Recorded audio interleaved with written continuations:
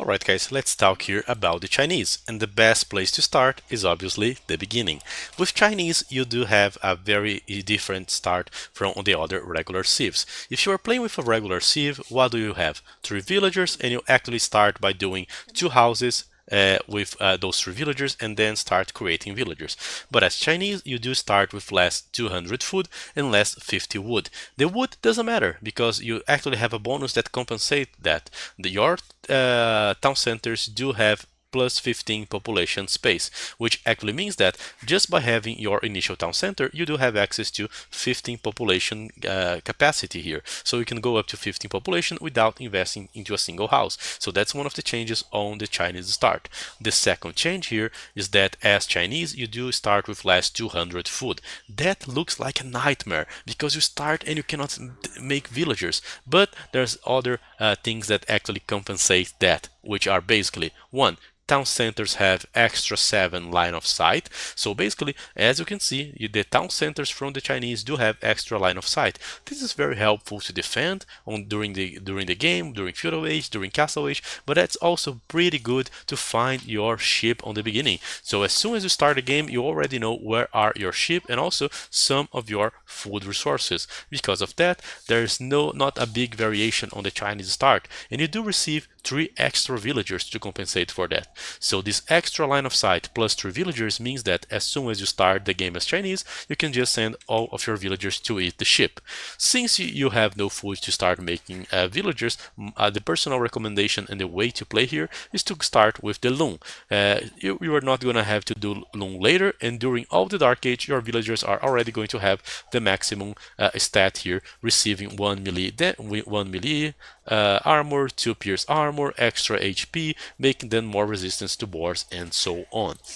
So if you do want to make the Chinese start, not only I do recommend that you go heavy here into the food on the beginning, but also that you keep sending villagers to the food. I would say that your first 7 or 8 villagers should go to the food just to compensate here for the decay and also to compensate for the fact that you started with 0 food.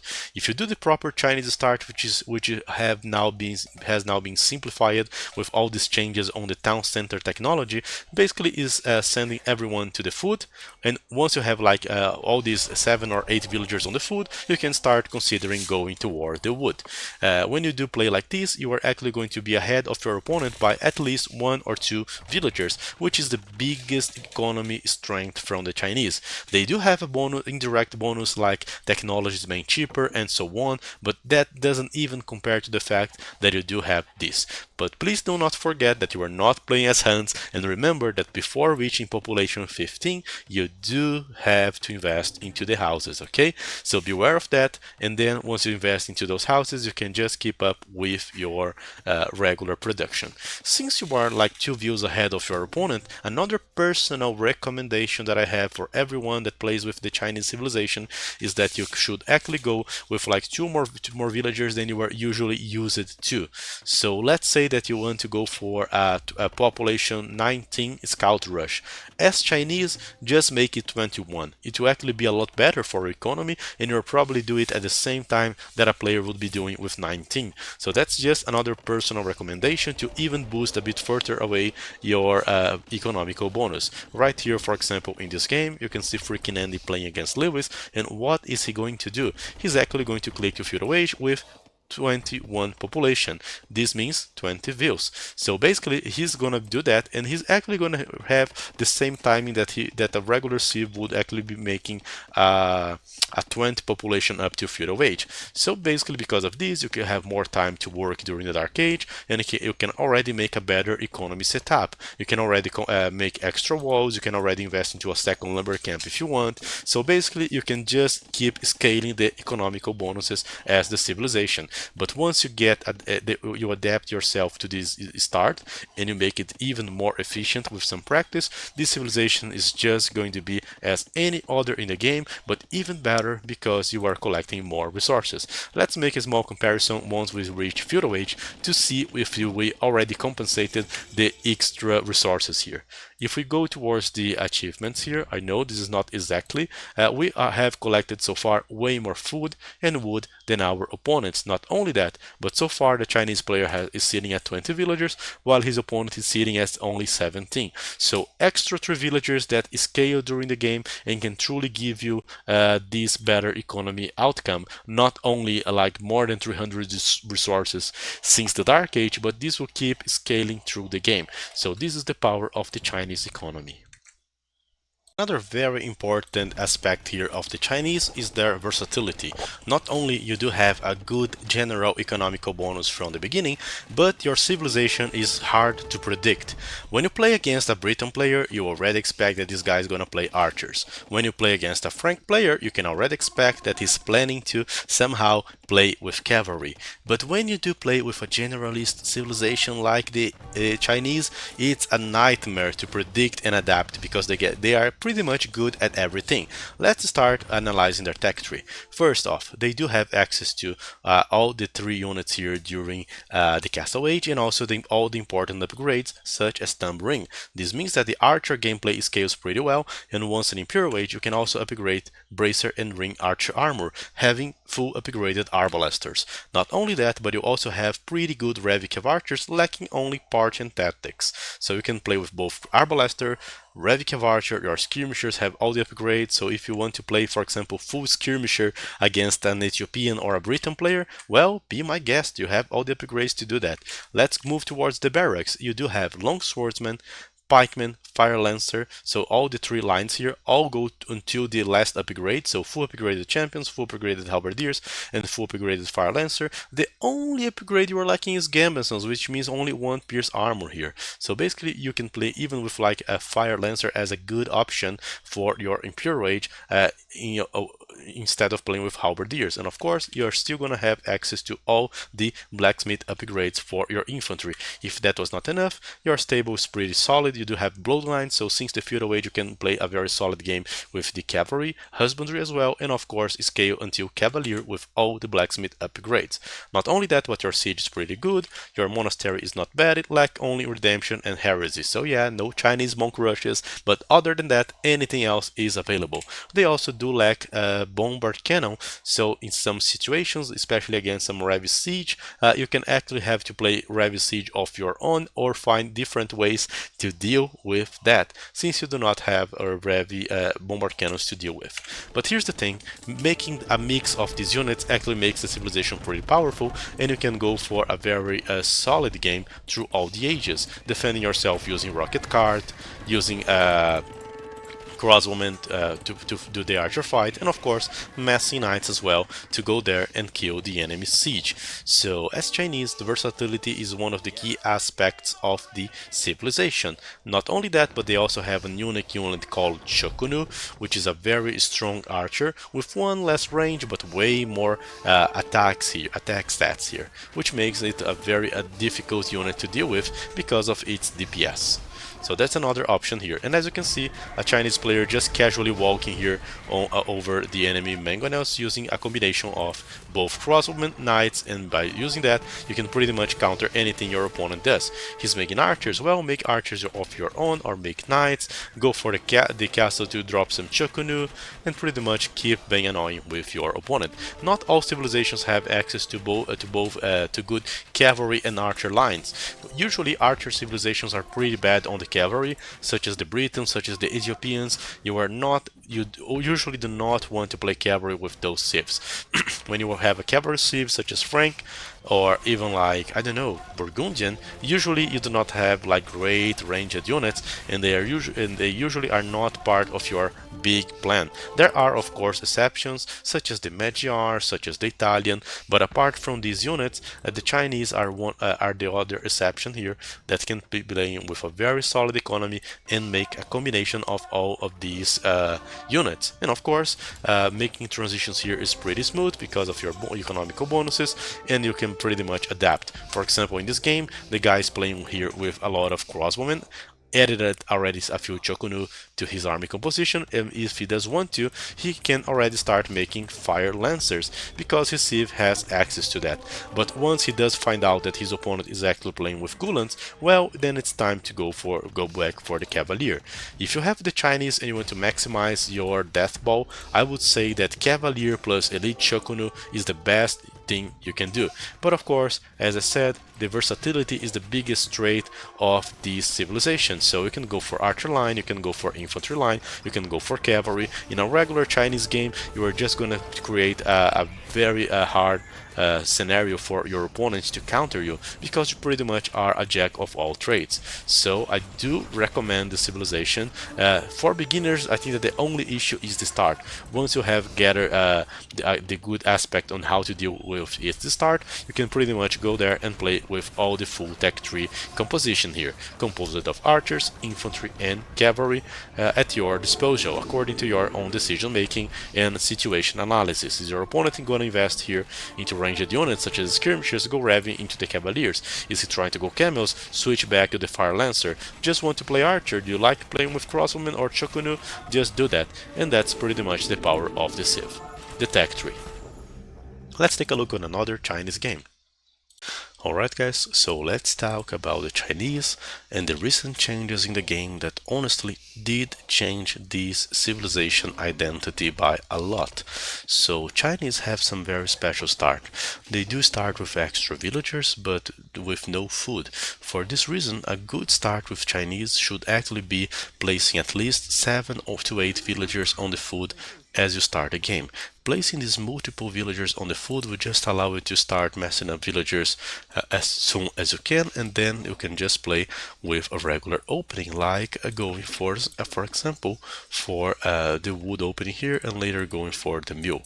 Both mule start and wood start works nice for the Chinese, and the thing about the Chinese civilization is that once you and your opponent are advancing to the next stage, after he does make the loom, the Chinese player should often have 2 extra villagers here. So this gives a huge buff on the economy.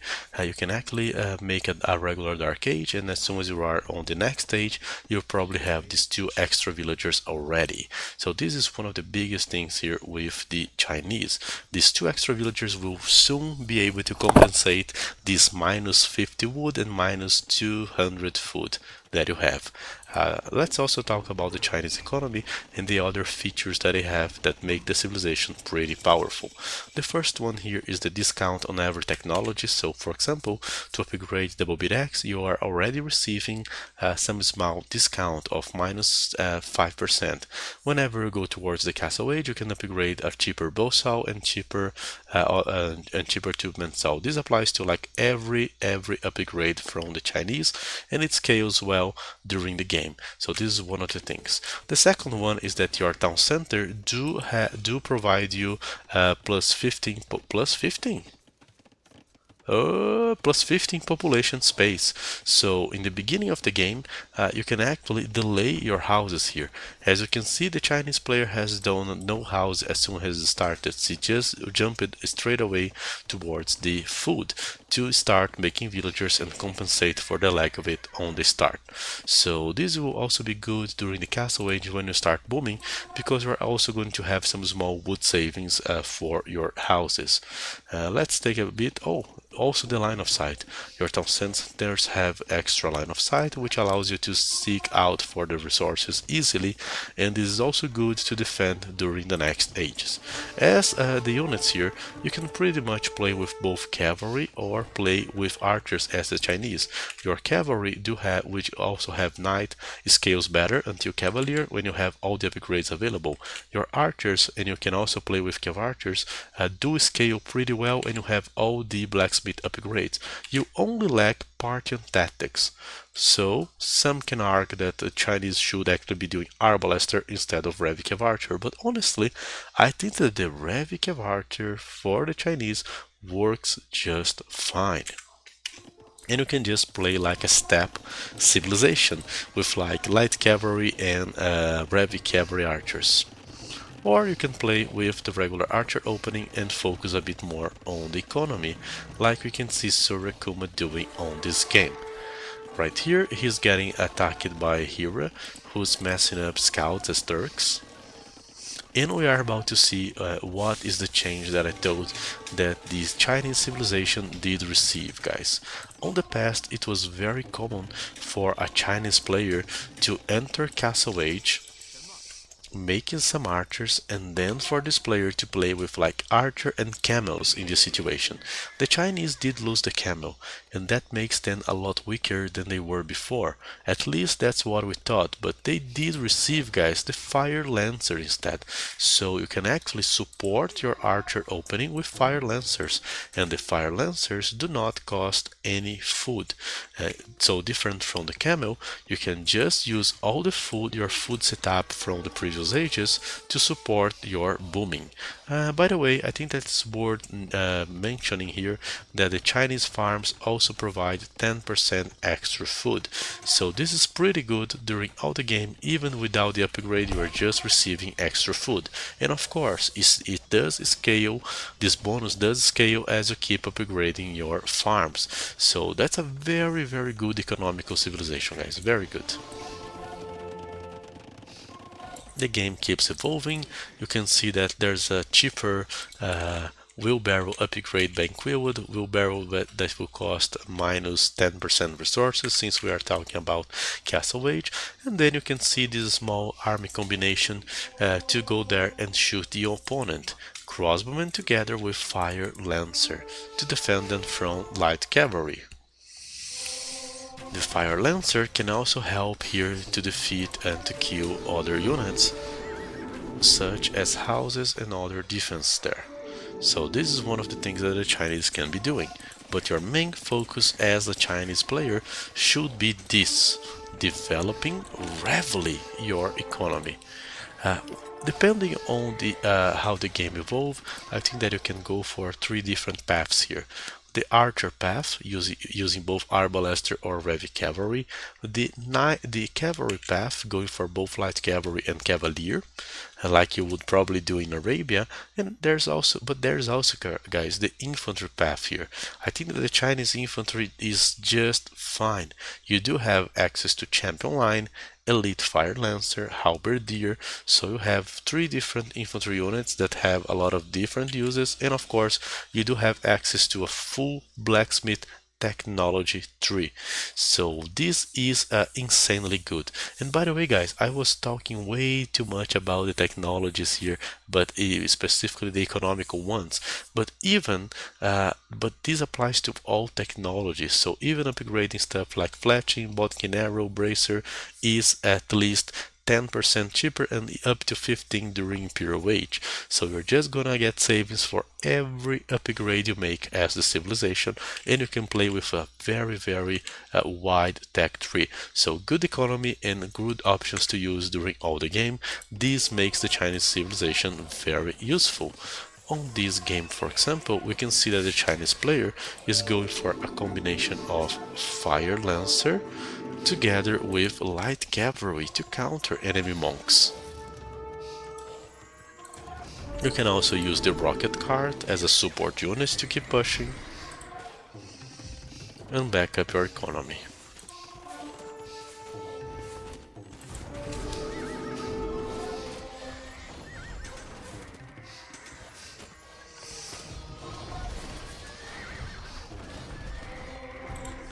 As you can see, we're talking about a very oppressive civilization that can play with a lot of different options.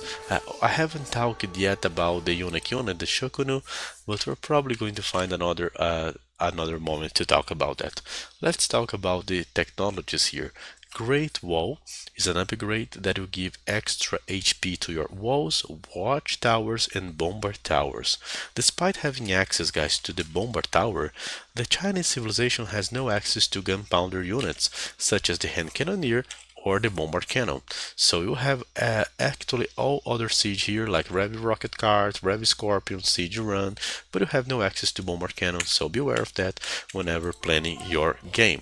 Your barracks, archer range, and stable are very complete. You also have a lot of options on the siege, and then of course you can make some small combinations here of Fire Lancer and Siege Tower. This is going to be very annoying to deal with, guys. Whenever you use the combination of these units here, you can actually provide some cover for your Fire Lancers to actually find the enemy targets. On this game, we're about to see Elite Fire Lancer plus Cavalry as one of the combinations from the Chinese. So yeah, guys, Chinese without a single archer here during the later stages and still dealing a lot of damage. As you can see, the Fire Lancer can be used here together with the Siege Tower in order to have a lot more mobility, to rage, to recharge their attacks and keep annoying the opponent. Meanwhile, as I said, you can just keep up to use Siege and proceed to push your opponent with these very cheap units, and honestly I think they are very cheap for what they give you and considering how strong the civilization can be. An elite Fire Lancer, guys, can have up to 85 attack, 5 pierce armor, 5 melee armor, so and even 14 attack once fully upgraded. You can make some combinations like like Fire Lancer with archers, Fire Lancers with cavalry, so overall you can just go for like the Fire Lancer in most scenarios and complement that with another unit.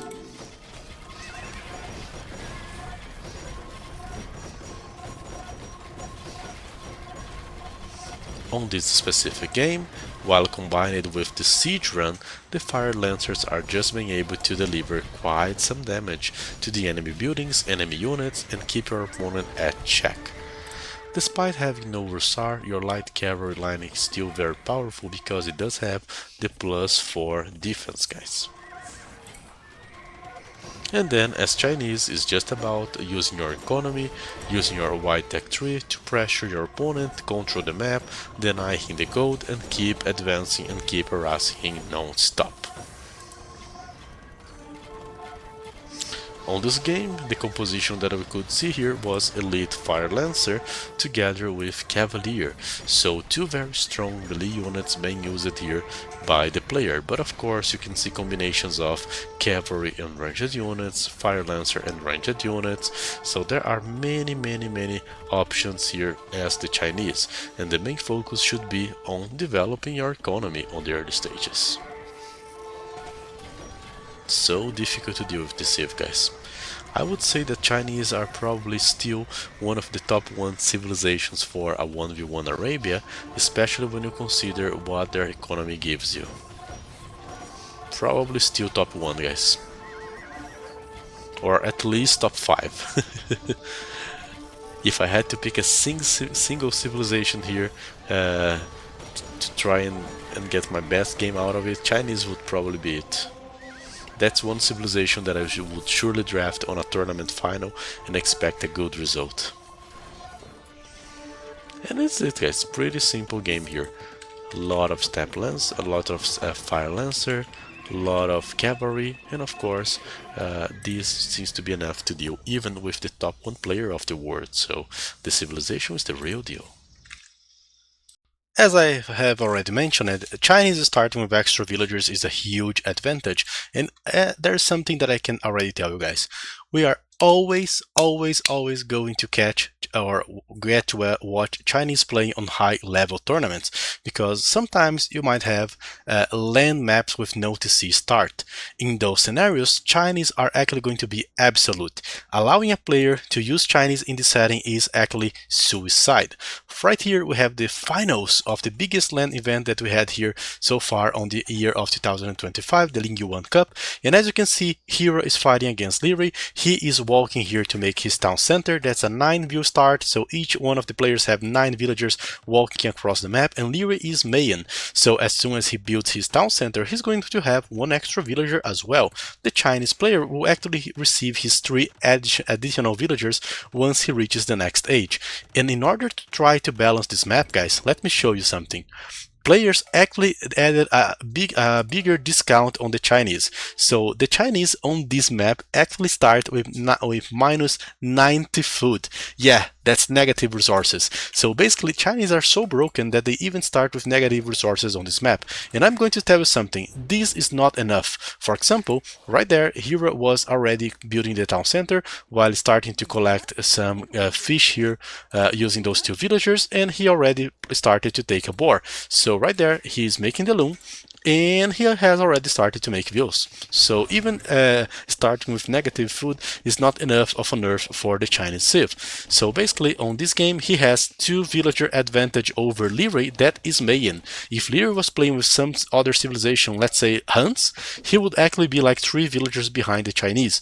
So in this kind of map specifically, Chinese do shine a lot, even when the map creators and the tournament admins try to rebalance the civilization by giving it even negative food status. Even that doesn't feel like enough to solve the issue, so that's quite powerful. Ooh, okay. Anyway, let's go for this game. As you can see, players can actually develop their economy by placing multiple mills there on these areas here with extra fishes. The Chinese is actually opening up here with the barracks, walling some areas, building from a very solid economy. And as you can see, here already has resources close enough to click towards the next age. So all that he needs to do here is to actually develop his build up a market, and he's going to be able to sell and sell at least some resources to click up. So very easy here to play as the Chinese, to basically sell some resources, click up to the next stage, and is basically defending himself using skirmishers, just regular skirmishers. So regular skirmisher defense, now adding the armor, and he's about to get to the castle age. Let's see how much he's gonna benefit from the Chinese. By the way, every one of these each one of these upgrades actually have a small discount, so this is insanely good. Leroy is playing with Mayans, and he's actually going for archers, he's actually going for walls, he's adding eagles, he's doing everything that a Mayan player usually does. As for the Chinese, he's basically developing his economy, adding extra town centers, and of course going for upgrades and already setting up some farms. Once the Chinese starts dropping the farms with horse collar already, he will have farms that will give him more than 270 food, which means that he's going to have a very solid economy thanks to the bonus of 10% extra food on the farms combined with horse collar. And then it's basically trying to turtle the game by defending, adding towers, adding mangonels, adding skirmishers, basically buying time, guys. This is exactly how the Chinese wants and how the Chinese should be playing, buying time so that they actually win by the economy on a later stage of the game, like late Castle Age or early Imperial. Mayans attacking, there comes a huge Mayan army, Chinese just avoiding confrontation, just moving his views away, and now defending with rocket carts. Previous Chinese used to have mangonels, but the Chinese civilizations now have rocket cart access, which is honestly a very good defensive tool here. And as you can see, Hero is also messing up some stone in order to go for a castle. So that's a bit of a different game from the ones that we are usually used to see. And we do have towers and rocket carts trading against each other, making it very difficult for the Mayan army to actually dive and try to take things down. So Mayan player is also developing his economy with multiple town centers and abusing from the map control to use as much fish as he can. The Chinese player, well, he's developing a bit more centered around this small area because he has no army, no map control, and is basically going towards the rocket cart plus Choconu army composition.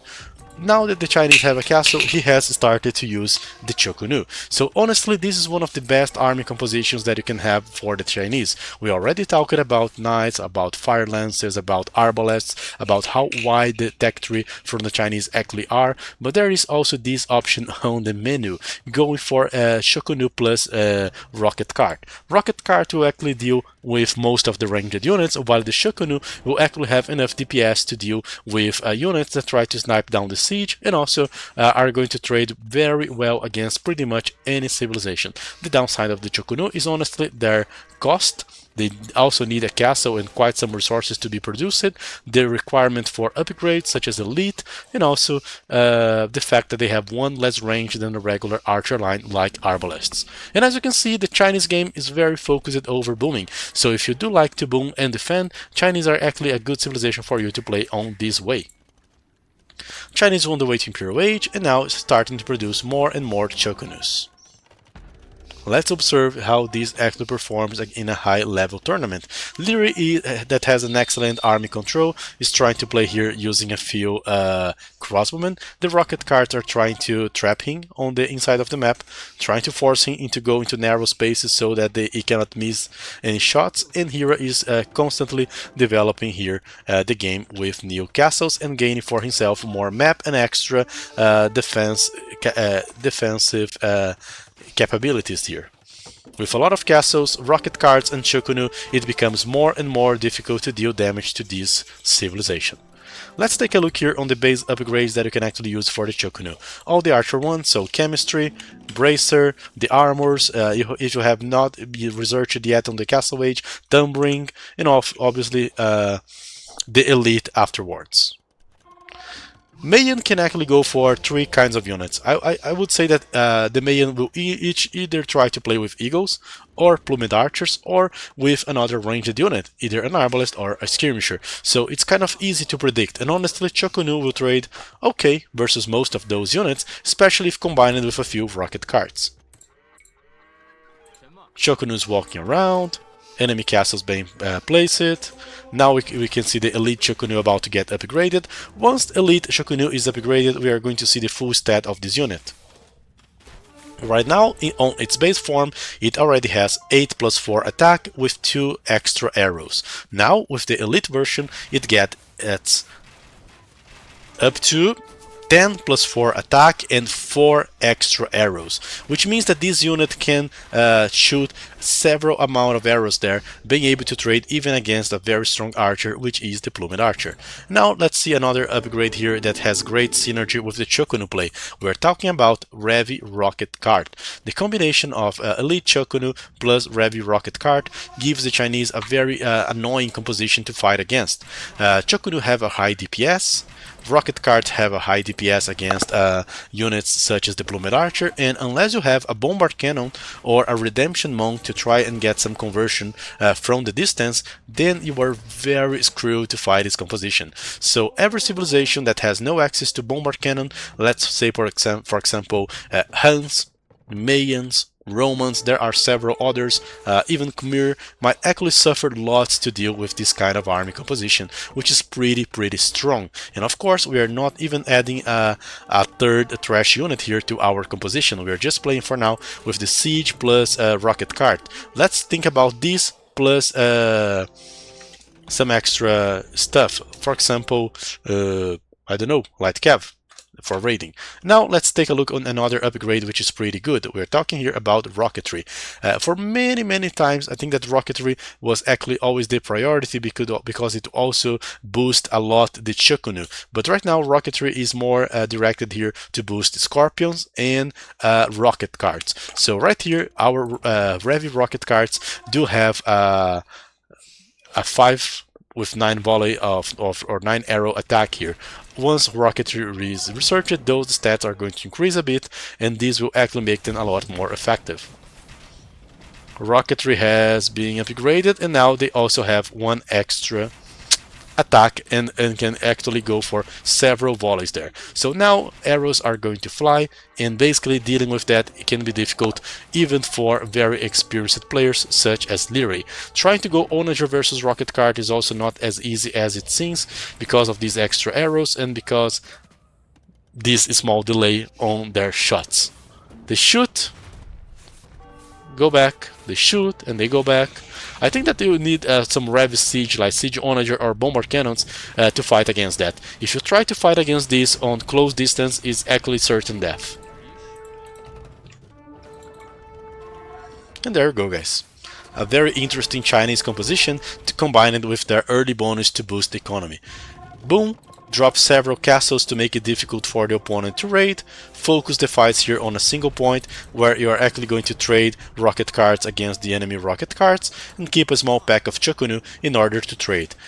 Remember the cav that we were talking about, it's already been started to have, it already has started to be upgraded, so we would soon see some light cavs there to add some here for the Chinese after taking down some of the enemy castles and defenses. With that said, that's a very good civilization, and honestly, I think that Chinese are always going to be a very competitive one. It's difficult to balance. It's not so easy for new players to adapt, especially with the start. But it's very powerful on the top level and on the competitive level. So China is pretty decent civilization, even after a few nerfs like losing the camels and losing redemption, still quite powerful and quite useful. Nice amount of arrows, right? And of course, Chokunu do die to siege, but a few arrows can actually take down a siege easily because of how high the DPS is. So in case you need, just get a small number of Chokunu, let's say like 4 Chokunus, and sacrifice them to kill an enemy onager or to dive on the onagers. Or if you do have a very good army control like Hera, you can basically dodge the onagers and kill them. Another very interesting army composition for the Chinese civilization, Revi Rocket Cart, Elite Chokunu, absolutely insane army comp.